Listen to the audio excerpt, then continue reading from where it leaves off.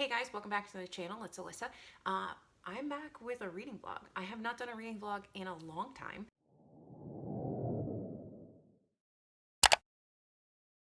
So I'm really excited to have one for you guys. I have read NOS4A2 by Joe Hill so that you don't have to. I know this is a much loved horror book, but I struggled, and you guys are going to watch that struggle over the course of the vlog, but I struggled with this book. If you've been watching this channel for a while, you've probably picked up on my general dislike, disinterest, issues with Stephen King. I don't find Stephen King books very good. Oh, my contact. Have your contact ever just like burn, like it's gonna try to take your eyeball out with a hot poker? What was I even saying before my eyeball decided to try to burn its way out of my body? Okay, so I don't tend to like Stephen King books. I've read Pet Sematary. It was repetitive and kind of like, It's like he had one good line and he just kept saying it over and over and over again. And then I read this werewolf book by him that I really didn't like. I know that everybody likes Misery and a bunch of other things, so I don't know. Maybe at some point I'll try to give him a try for some other books, but like I just don't think that Stephen King's for me. Now the question is his son. We will talk about that at the end, but I just want to come in here and say hello, welcome to the channel, and if you'd like to subscribe, please make sure you do, hit that bell, do all the things like yada yada, share with your friends. Leave a comment down below if you've read Joe Hill, if you have thoughts about this book, about any of his other books, if you have thoughts about Stephen King, let me know about that too. I know that it's kind of an unpopular opinion, it feels like, especially this time of year, to poop on Stephen King, but I can't help it. Not every book is for everybody, and not every author is for everybody. But anyway, a couple warnings before we get in here. I probably use profanity because it's me. Also, I don't believe there's mature content, but I tried really hard not to use language that might be considered mature, or fictional in any way. But I don't know. I may have given up at some point because this book was just destroying me. So warning for that. Also warning for spoilers. I may have spoiled some things for this book, but you know, that's what we do here. That's why I read it, so you don't have to. Anyway, so we'll just roll into the vlog, and then I will catch you guys up at the end about my final thoughts in a wrap-up. And I'll look exactly like this because I finally finished reading this, and I'm finally mentally prepared to talk to you about it. So see you guys at the end of the vlog for my final thoughts. Hello, welcome to this extremely awkward hour? I guess it's an awkward hour, angle, an early hour, to start a vlog. So, Hemi says hi. We haven't vlogged in a long time. I'm trying to get back to some non-unboxing content. That's the word I can't seem to find anymore. I started NOS4A2 last night, and I feel like this is gonna be a good one for me to vlog because it's already a little bit weird. Like, I'm exactly 50 pages in, and I know this is supposed to be like new classic horror, but I'm having like, is this supposed to be Bad Santa meets horror flick? Is that what it's supposed to be? Because we open with this hysterical nurse and with her crazy patient, who I can only assume is going to be like the person in the backstory that we're following. So this is the present. We open in the present, and they're in a mental hospital, and there's like, she drops a bag of blood and it explodes, which, I mean, I've never dropped a bag of blood, but it just logically doesn't make any sense. If it was that fragile of a container, it really wouldn't work well. Like, that's not how this works in reality. So already I have to suspend my disbelief beyond where I think I can. And I don't know why they give such warm blood to people. That's not how this works, unless they're draining people. Like, maybe later I'll find out. Maybe they take the blood from like warm bodies and then give it to these crazy people in this mental hospital. I mean, like, that would be a twist. Like, that would be good. That would be good. Then I would understand maybe why the container is not so secure. But anyway, nurse problems. Nurse problems, I'm reading books. And then it immediately switches to like 1980, which is fine. You know I love the 80s. And I wish I could find this lovely little quote from who I can only assume is going to be our villain. So you have some young girl who, like, something bad happens to her. Okay, fine. So we get the young girl. And then we flash back even further, I think. Then you flash back to Bing. And Bing's a character. Look at this dog. So Bing says, Bing is reading all these, like, old magazines, and he sees this advertisement for Christmas Land. Do love that there's graphics in here. I think that that's fantastic. The book itself is really well done. But then, and I don't think this is the kind of horror that Mr. Hill was going for, but I was horrified. There's this line, quote, "His uncircumcised and vaguely yeasty smelling eggplant," it doesn't say eggplant, you know how we do this here, "went limp in his hand, forgotten. His soul was a steeple in which all the bells had begun to clash at once." Vaguely yeasty? It was at that moment that I realized I should vlog this experience. So that's what we're going to do. It is early on a Monday morning. I'm going to work today. I wasn't originally going to work today, but I'm going to work today. So I will listen to some of this in the car, catch up with you some point when I have thoughts. I feel like this is going to be a trip. Hopefully it's actually scary, because it has, like, really good reviews. But I don't know. In my dark humor brain, I might just end up finding this funny. I guess we're going to have to watch and find out, right? I'm going to have to read. You're going to have to watch. Anyway. Hemi. Say hello to the people.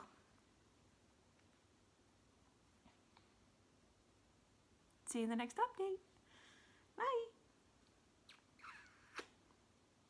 You're such a good pupper. You are such a good pupper. Welcome to the car. So I just got to work, and I've been listening to NOS4A2, and I'm like almost 150 pages in. We're at Sleigh House 1986, and I have more thoughts. And they're all kind of around the same theme. Like, I feel like, let me turn the engine off. I feel like this is kind of like, how do I say this? Like SEE. It's small eggplant energy.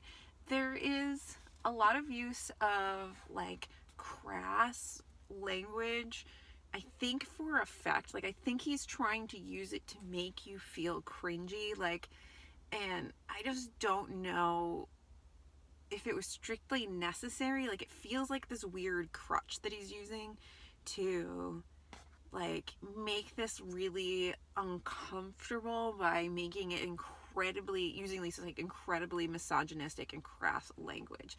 Like, constantly calling women whores, constantly using, like, imagery and words for, like, eggplants and coconuts, and it's just very it's so weird to say this, like, and trying to make it, like, PG for YouTube, but, like, it's just, it doesn't feel necessary to the extent in which he uses the language. But I do, like, we got more information. We understand who, like, our crazy person is in the first chapter. He's this, like, crazy man who's abducting children. But he also works with, like, adults. There's this trippy, like, time travelingness through, when our character Vic goes through this bridge tunnel thing, covered bridge in the woods on her bicycle. She can, like, travel to different places. I like this, like, use of a Scrabble tiles as almost like a scribing mechanism. So there's a lot of good things in here, but there's just this, like, overuse of incredibly harsh misogynistic language that just, I don't think needs to exist. Like, I feel like you didn't need so much of it. And, like, I'm done hearing certain words, and this is as far as I've got. I still, like, I don't even want to know how many times he's gonna say, like, any derivation of eggplant in the next, like, 500 pages. Like, do we need to talk about eggplants all the time? Like, it just makes me feel, I think it's SEE. It is small eggplant energy. Because, like, big eggplant energy wouldn't need to rely on the eggplant quite so much. It would speak for itself. Do you know what I mean? But it is good and creepy. I do want a Rolls Royce Wraith, so I don't know what that says about me. Yeah, so I'm gonna go to work. We will listen to more of this on the way home. I'll give you thoughts probably tomorrow. I mean, it's not bad. It's just some of the language seems unnecessary. And it's not because I'm a prude. It's just, it's overuse. It feels like a crutch. It feels like you don't know how to make something gritty without making it, like, misogynistic and demeaning to women. Is Joe Hill Stephen King's son? Because there's a reason I don't like Stephen King. Hold.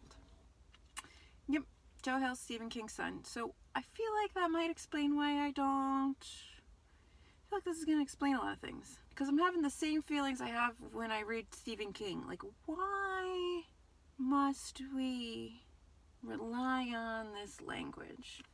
Do all women have to be whores? I mean, nothing wrong with sex work, but, like, calling them a whore isn't sex work. Calling them a whore is demeaning women. These are just thoughts I'm having. That is all. If you guys saw how I have my phone set up for this clip, you would. All right, I'm home from work, showered, I edited a video, I did a bunch of stuff.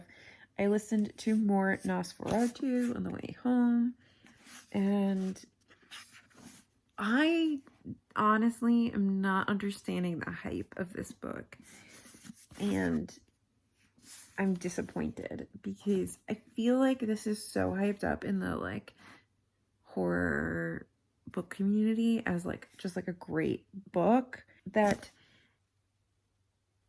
I don't know if I was expecting something that, like, too much from this, or if this really is a disappointment. But it's kind of like, I'm kind of feeling the same way. Like, there's bits of it that are really good. Like, I like the general concept.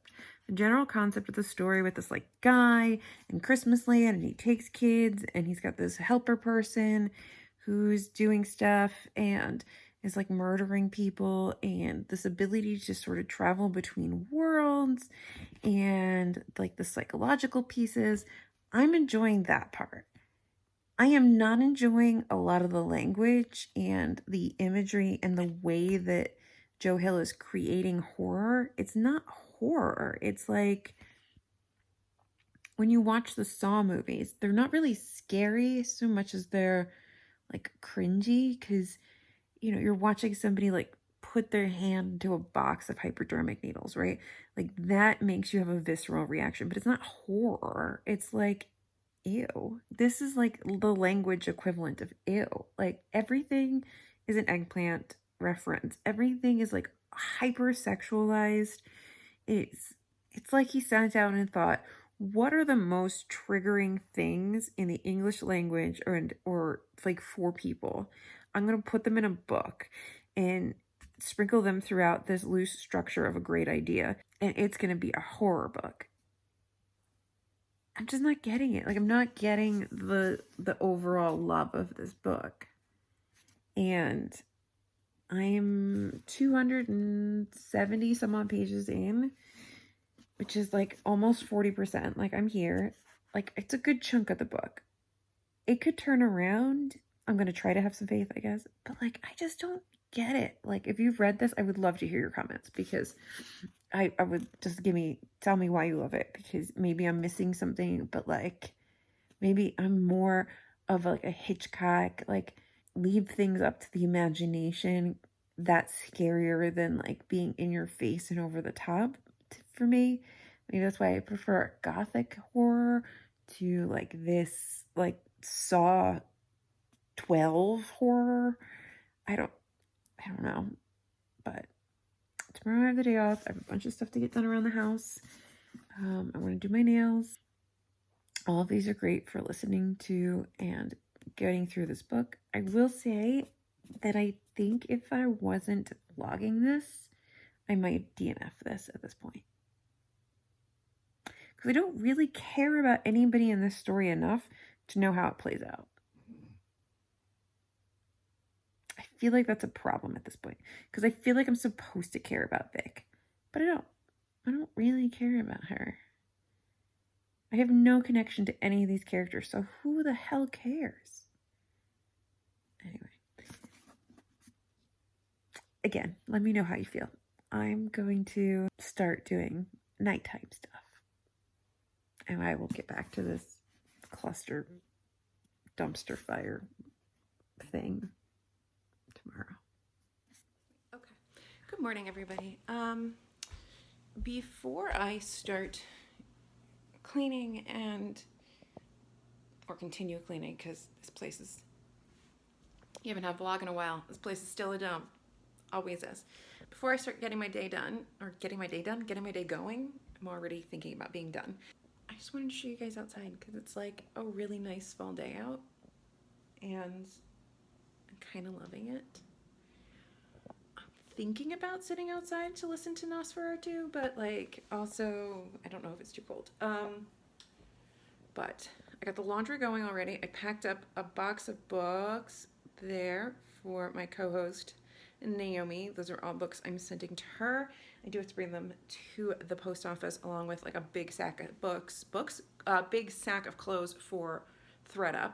If you don't use ThreadUp, I think it's great. I just ordered my first thing from them, but I usually use it to get rid of a lot of clothes because I'm really bad at actually going to Goodwill. Like I have sheets and stuff just piled up to go to Goodwill and they've been there for months and I haven't gone to Goodwill. I'm really bad at it. So this at least helps me clean out my closet. Not sponsored in any way, just a tip from me to you. I really like ThreadUp. So hopefully these new jeans I ordered come soon and I'll show them to you when they do. Maybe if I remember. Who knows? Anyway, let me show you outside because it's really pretty. Let me tie my shoes and I'll show you all the wonderful leaves and just how wonderful it is outside. So many leaves have fallen recently that I have to get the blower out because look at my deck, it's like covered. But for everybody who doesn't get that wonderful fall leaf sound, I will make it for you here.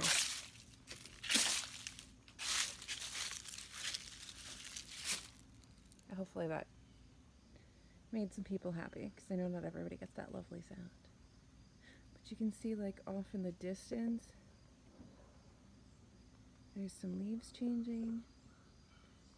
Let me go down to the lake and we'll show you more.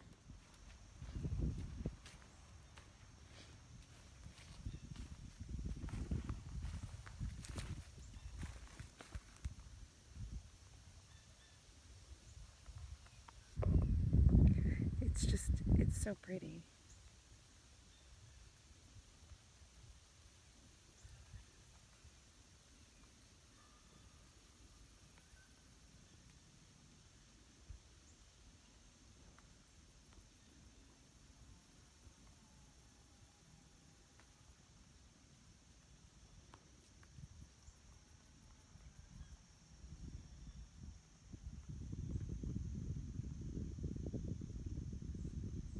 And I want to show you one other thing. There's this little like path that goes up to one of my neighbor's houses and it just looks so like spooky cute for the season. I don't know. Every fall I just love it. It gives me this vibe like if I walk down this trail I'm going to end up in a magical fantasy land. Tell me if you feel the same way. Hold on, let me go to it. Stuck on machine?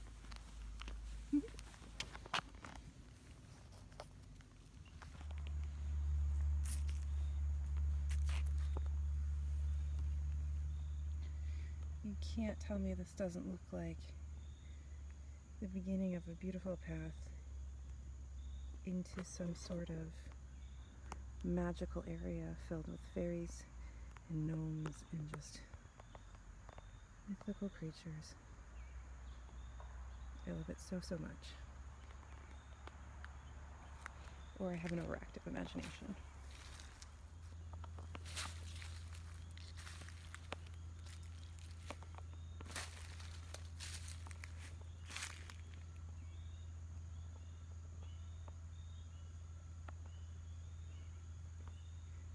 Proceed to Fairyland. It's better than Christmas Land.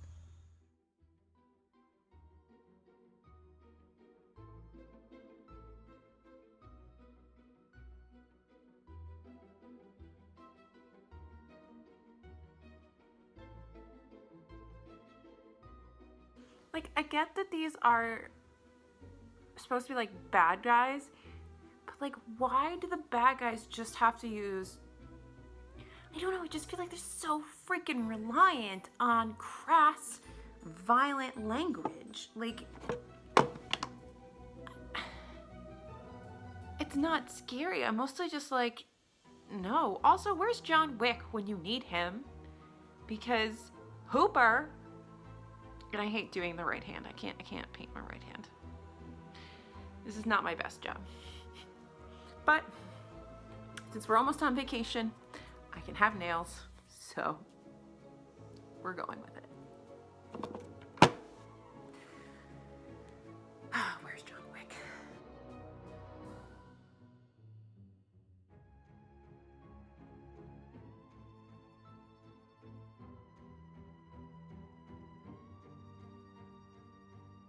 I also still don't care about Vic. I really feel like I should care about her. Right? I must be like halfway through this book and I don't care about the main character who has all this horrible stuff happening to her. Maybe I'm a horrible person. It's a distinct possibility, but I don't think so. Top go.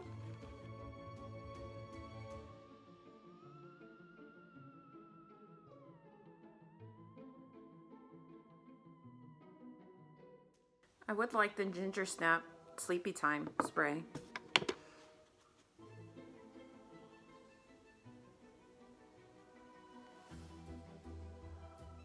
It just keeps getting worse.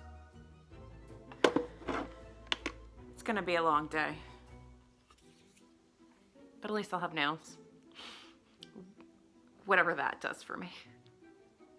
I think I cared most about the dog.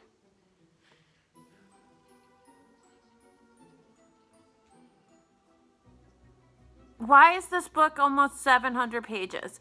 It's... We've elevated this nonsense to Nazi kink. This isn't horror. This is just, let me find all the ways to make you uncomfortable.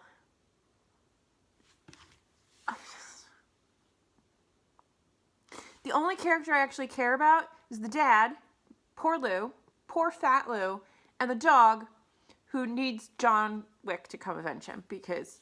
Ugh. At this point, I'm just binging it because this book needs to end. This book needs to end. I'm 500 pages into this. Or 400. I don't know. Too many. It's... Make it stop. Please. I know that some of you are going to like this book, but we are not... This relationship, therapy's not going to work. It's done. I will finish my, outstanding commitments.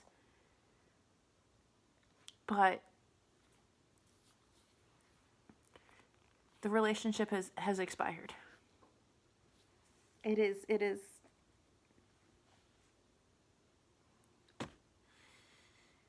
I regret so many things. There's so many other books I could be reading right now. All the regrets.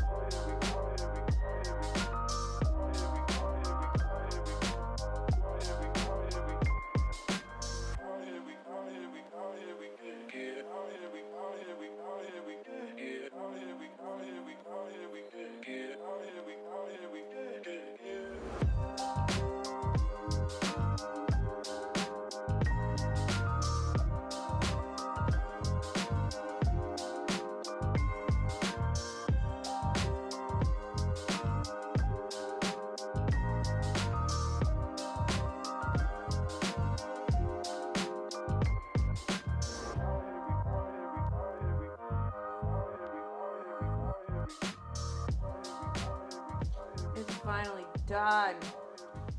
It's done. I'm done with this. Thank sweet baby Jesus, I'm done.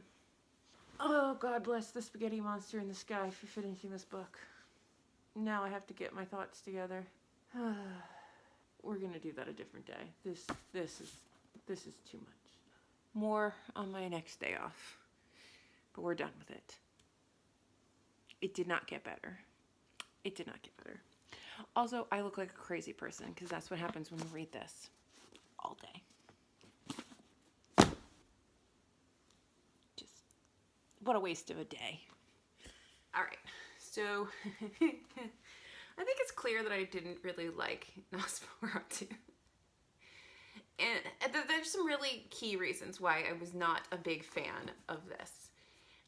Chief among them is the fact that there's nothing left to the imagination in this book. And I like horror. I like gothic horror. I like gritty mystery thrillers. I like things where there's something left to your imagination, and that something is what gives you the eerie factor, because it screws with your mind, right? You're like, so as soon as your imagination starts to run, then you start to dream up, imagine up, think up weird, spooky scenarios. I like that feeling. I like that feeling of uncertainty. I like as a plot slowly reveals its secrets to you and keeps some things back so that you have that fear that's building within you, like, naturally. This didn't do any of that. Literally from the get-go, I feel like I knew everything that was going to happen in some way, shape, or form. So there were like no stakes for me. There was like very little tension. I had very little connection to most of the characters. So when bad things happened to the mom or to the son, like, I cared, but because, you know, you don't want a little kid to get taken. But, like, I didn't care. Also, the ending was so cheesy, and I knew it was coming. I knew they were going to get to the end, and somehow all of these kids were going to get freed from Christmas Land. Spoiler.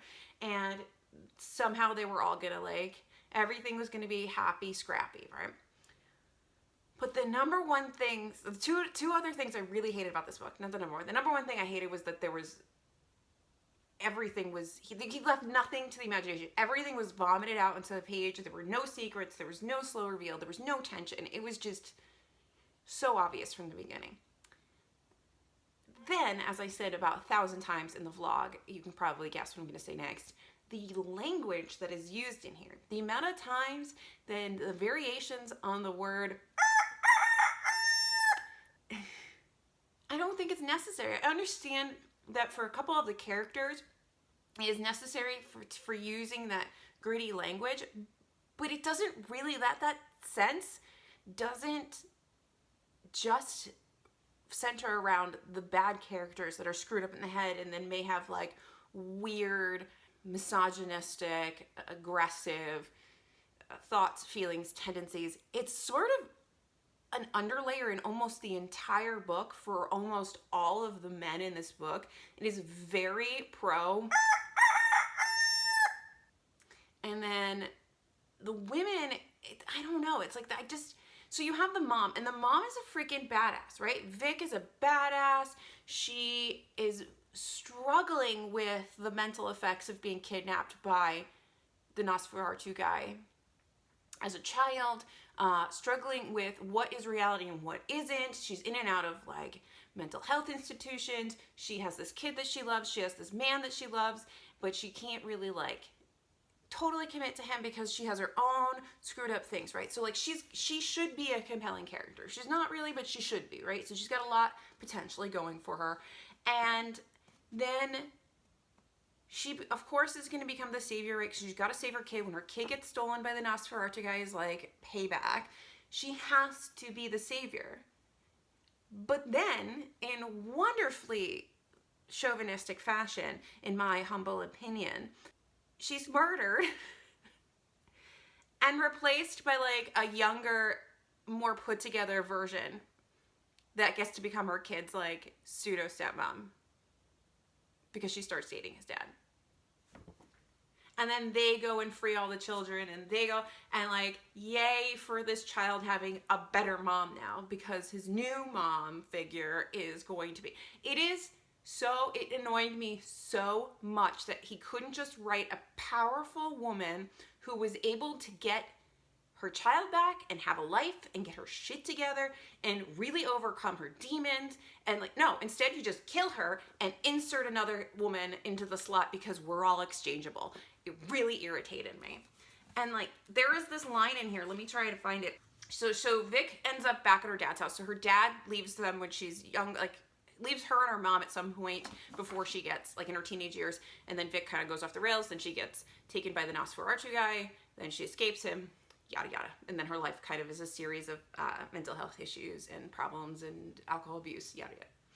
But she has this like deep resentment to her dad because her dad, who also she then remembers, there's no talk of it until like after her dad leaves, she remembers that her dad used to hit her mom. Okay, filling a plot hole, I guess. And then her mom reveals that like he was a cheater and all stuff. So he leaves her for some other woman, yada yada yada. You find out like at some point Vic like beats up this other woman, but really they have no real relationship. There's no father-daughter relationship, right? She's not married to the father of her child. She loves him, but they have like problems, all right? So like she has no good male relationships. Then she goes and stops at her dad's place on the way to Christmas Land to save her son so she can pick up explosives.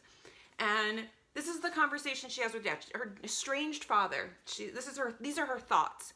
Men, she thought, were one of the world's few sure comforts, like a fire on a cold October night, like cocoa, like broken-in slippers, their clumsy affections, their bristly faces, and their willingness to do what needed to be done, cook an omelet, change light bulbs, make with hugging, sometimes almost made being a woman fun. Oh, isn't it just so fun being a woman? Because men, despite all of their problems and issues, they're so lovable. It's all because of men. That line, like there were so many times I wanted to throw this book across the room. When I got to there, it was like, thanks, Joe Hill, for actually writing out exactly why I dislike this book. It's this paragraph. It's oh God. She wished she were not so aware of the vast gulf between what the men in her life thought she was worth and her actual value. She had it, it seemed to her, always asked and expected too much and given too little. She seemed almost to have a pervasive impulse to make anyone who cared about her regret it, to find the thing that would most appall those people and then do that until they had to run away as a matter of self-preservation. Because everything is her fault. It is not your fault, sweetheart, that your dad left you because he was an asshole to your mom and was shagging other women. I'm sorry. It is not your fault that some psychopath took you hostage as a child and did bad things to you. It is not your fault that you are now plagued with calls from his demon children because you got him arrested. Are we really going to let men guilt us this much? I guess we are. Anyway, it's all our fault. We should just see our value because men love us. Freaking hate it. Anyway, I just blew out the sound on my mic. I tabbed one other thing. I didn't tab a lot of things because it really irritated me. I forgot what this was. Oh, this is the other thing. I realized that he kept saying whore, but they write it H-O-O-R, and I don't know if that's how we're supposed to call it in slang, spell it in slang, but it just makes me think whore. Like, not whore. It was really weird. But like all the women were whores. It was just like trash. This was absolute trash. I will be unhauling this. I can't. I don't know if this is just bad because it's like his first book. I don't know if it's bad because we're just not made for each other. This is not my kind of horror. This is not my kind of book. I don't know, but it irritated me to no end. I think that you've caught up on that, or you've caught on to that, I mean, through watching the vlog. But I really hope that if you had thought about reading this, perhaps maybe you won't, or if you do, or you have, please let me know what you thought of it. I would love to have a discussion about what you either liked or disliked about NOS4A2. But I just don't know if Joe Hill and I are meant to be reading companions. Also, I thought it was really interesting that his dad has a book about a demon car, and so he wrote a book about sort of a demon car. It's not really a demon car, it's more like a demon Knight Rider car. But it's weird. Which then made me think, and I said this to my friend Naomi, I was like, what if he's respinning a lot of his dad's work?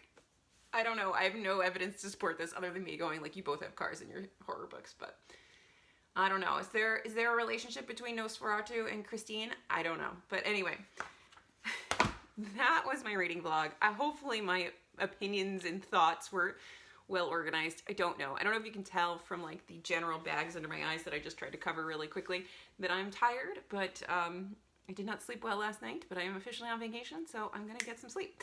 Anyway, thank you guys so much for watching. I really appreciate y'all being here. If you made it this far, leave down below like your favorite October read. I would love to know what those are. Otherwise, please remember to like and subscribe. Every way that you interact with the channel helps me out. And also, I should have said this up front, but I forgot.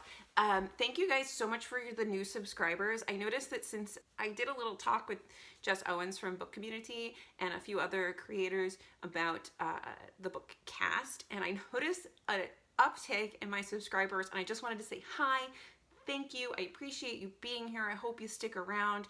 And if you have things you'd want to see, if you want to see more reading vlogs, if you want to see more whatever, just let me know. But welcome to the channel. I appreciate everybody who's here so much. So anyway, with that, I will sign off. So thank you guys for being here. I'll see you guys in my next video, whatever it may be, because it's my channel and I can do whatever I want. Bye. So just sit with me, talking to the night until the morning, building chemistry.